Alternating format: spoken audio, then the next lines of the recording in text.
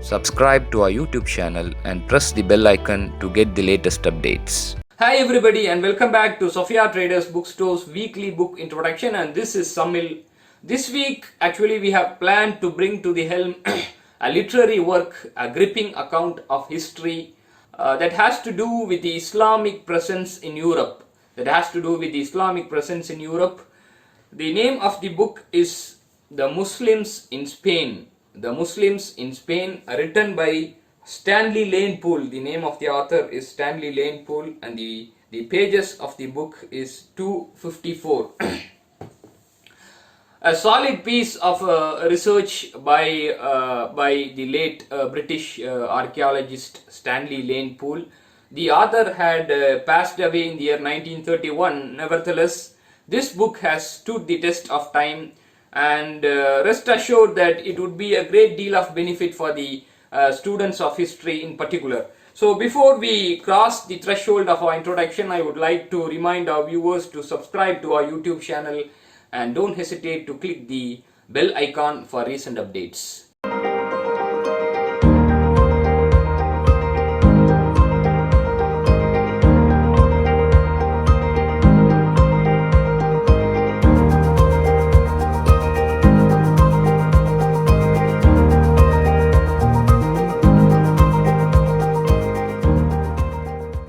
The history of Spain offers us a sad contrast. The contrast between the Islamic epoch and the post-Islamic time period. Nearly 1200 years ago, Tariq the Moor, popularly known as Tariq ibn Ziyad, added the city of the Visigoths to the long kingdom conquered by the Muslims, long catalogue of kingdoms conquered by the Muslims. So after that, for nearly 800 years, under the Muslim rulers, Spain, the country of Spain, set to all Europe a shining example of a civilized and an enlightened state. The fertile provinces of Spain, rendered doubly prolific by the industry and engineering skills of Muslims, bore fruit an hundredfold. Innumerable cities sprang up in the rich valleys of Guadalquivir and Guadiana, whose names still commemorate the vanished glories of their past. Similarly, art, literature and science flourished in Spain as they then flourished nowhere in Europe. Students flocked from England, Germany and France to drink from the fountain of learning which only flowed in the cities of the Muslims. The surgeons and doctors of Andalusia, Spain, were in the van of science.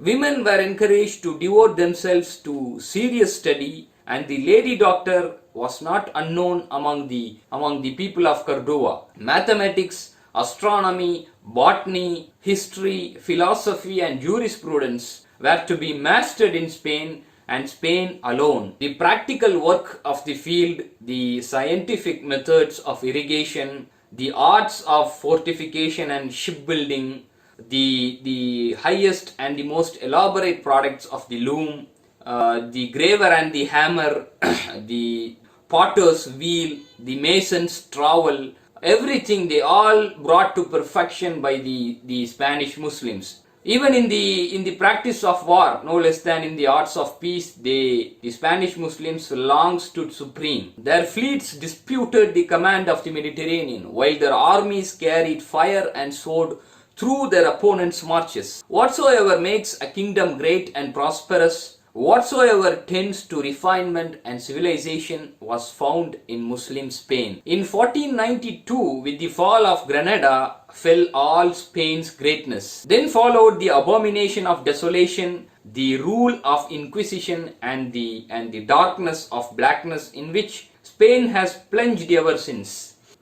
Spanish doctors became noted for nothing but their ignorance and incapacity, and the discoveries of scientists like Newton and Harvey were condemned as pernicious to the faith. Where once 70 public libraries fed the minds of the scholars, and nearly 500,000 books had been gathered together in Cordova for the benefit of the world, such indifference to learning prevailed afterwards that the new capital, Madrid, possessed no public library in the 18th century. And even the manuscripts of the Escurial had been denied to the first scholarly historian of Muslims, even though he himself being a Spaniard. The 16,000 looms of Seville soon dwindled to a fifth of their ancient number.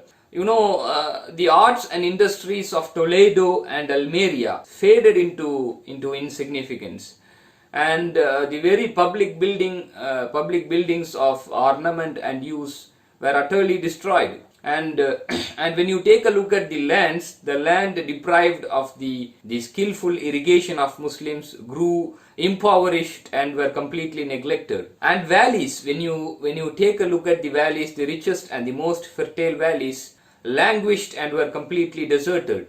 And the most populous cities which had filled almost every district of Andalusia fell into ruinous decay, and beggars, friars and bandits took the place of merchants, scholars and knights. So low fell Spain when she had driven away the Muslims. This book, the Muslims in Spain, for your information, has only to do with the first of these contrasted periods, i.e.